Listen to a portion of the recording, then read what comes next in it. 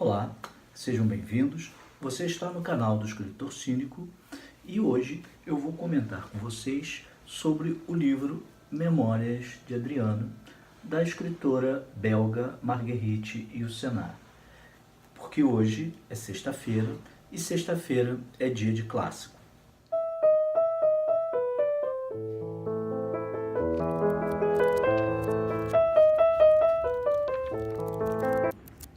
Bom, eu vou começar primeiro falando da Marguerite Yourcenar, que eu já disse que é belga, mas é importante a gente saber alguns dados. Por exemplo, ela nasce no dia 8 de junho de 1903 e vai falecer nos Estados Unidos, em Maine, no dia 17 de dezembro de 1987. Ou seja, ela viveu 84 anos.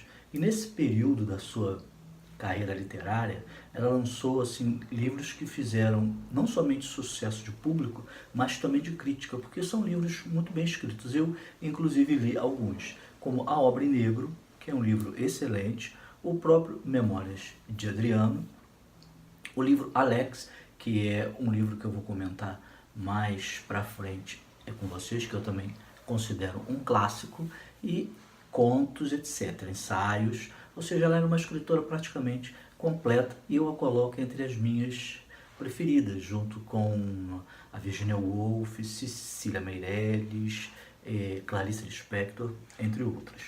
Bom, do que trata o livro Memórias de Adriano? A Marguerite Yourcenar se utilizou da história real desse imperador romano que viveu no século II depois de Cristo, justamente para contar sua história de uma forma entre ficcional e histórica. Mas o que ela pretendeu e conseguiu, na minha opinião, foi revelar a alma humana. Porque o ser humano vai ter sempre vários problemas, alegrias, frustrações e realizações em qualquer século, em qualquer época da humanidade. Claro que em tempos mais evoluídos, com certeza serão melhores. Em tempos menos evoluídos serão diferentes, mas o cerne, o conteúdo dessas emoções, dessas realizações, dessas frustrações, isso acredito eu que independe de tempo histórico. Eu vou dar continuidade aqui ao vídeo lendo a primeira página, que para mim já é uma reflexão.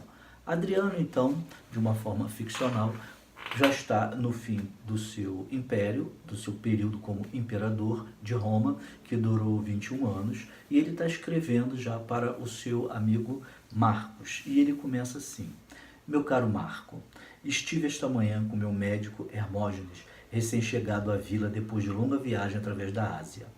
O exame deveria ser feito em jejum. Por essa razão, havíamos marcado a consulta para as primeiras horas da manhã.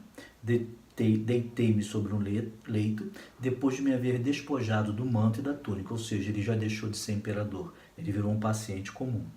Poupo-te detalhes que te seriam tão desagradáveis quanto a mim mesmo. Digamos somente que tossi, respirei e retive o fôlego segundo as indicações de Hermógenes. É difícil permanecer imperador na presença do médico, e mais difícil permanecer homem.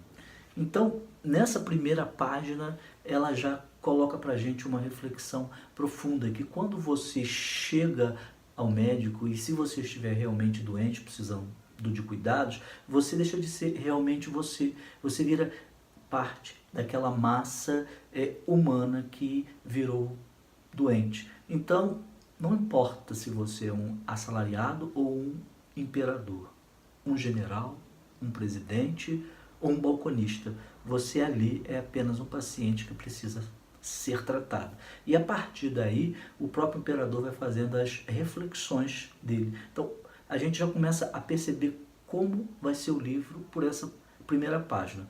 Eu já li esse livro há algum tempo, há uns 20 anos mais ou menos, e eu lembro que a partir daí o livro já me conquistou e eu não parei mais de ler e não me arrependi. Então, dentre os fatos históricos que aqui são ficcionados, a gente vai saber que Adriano nasce, deixa eu ver aqui a minha colinha, ele nasce em 76 depois de Cristo, ele sobe, ou seja, é escolhido para ser imperador em 117 depois de Cristo e morre em 138. ele substitui o imperador Trajano, que no leito de morte já o indica. E nesse período ele se casa com a sobrinha neta do imperador, mas não tem um casamento muito feliz e eles não têm filhos. Tanto que ele passa o trono para um filho adotivo, né, uma criança que ele adotou e que ele, quando essa criança chega à fase adulta, ele ainda está vivo e já no seu leito de morte também ele indica esse rapaz para ser o novo imperador de Roma. Diferente de outros imperadores, a gente sabe aqui nesse livro que ele não foi expansionista, o Adriano. Ele percebeu que os bárbaros da Europa já estavam tentando terminar com o Império Romano. Então, por conta disso, ele preferiu resguardar as suas fronteiras, dar algumas pequenas áreas que davam muito mais despesas do que traziam benefícios a Roma, e nos seus 20 e tantos anos de império, ele conseguiu conter os bárbaros e deixar a vida de Roma assim mais saudável. E assim aconteceram, exatamente porque não tiveram guerras, menos mortes, e a cidade conseguiu, ou melhor, o império conseguiu evoluir mais porque os investimentos iam para o próprio império, não para gastos com a guerra. Bom, durante esse período ele fez várias obras, fez várias construções, e ele se apaixonou por um rapaz. Acho que foi o seu único amor homossexual, que isso era comum em Roma. Foi pelo efebo chamado... pelo efebo grego chamado Antínuo. E ele até conseguiu instituir em Roma um culto para esse rapaz, de tanto amor que ele sentiu por ele.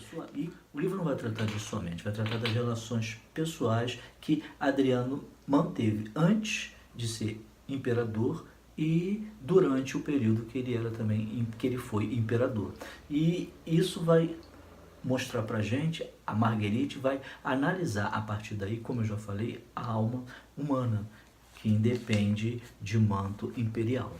Todos nós, como eu falei, temos vários problemas e realizações. Então, é um livro que eu recomendo muito, vale a pena ler. Muitos acham que a obra-prima de Marguerite Yourcenar foi a Obra Negro. Eu acho que essa aqui é a sua obra-prima, então não deixe de ler Memórias de Adriano. Porque para uma escritora se vestir de uma alma masculina, ou seja, um narrador masculino, e colocar todos os seus amores, tanto junto às mulheres, quanto no caso foi com esse efebo, que foi um Antínuo, deve ser muito difícil. Você tem que ser um excelente escritor para conseguir passar aquilo que o personagem masculino, você sendo uma mulher, no caso da Marguerite Yourcenar, tem que passar e não ficar falso, e fazer com que o leitor consiga acreditar que realmente é um homem, um imperador, o que deve ser mais difícil ainda, está ali revelando a sua história de uma forma e de um pensamento masculino. Então, portanto, se você gostou desse vídeo, não deixe de dar o seu like. Se não é inscrito no canal, se inscreva, comente e não se esqueça de apertar o sininho para você receber sempre o vídeo que eu vou postar aqui no nosso canal. Um abraço e até um próximo encontro.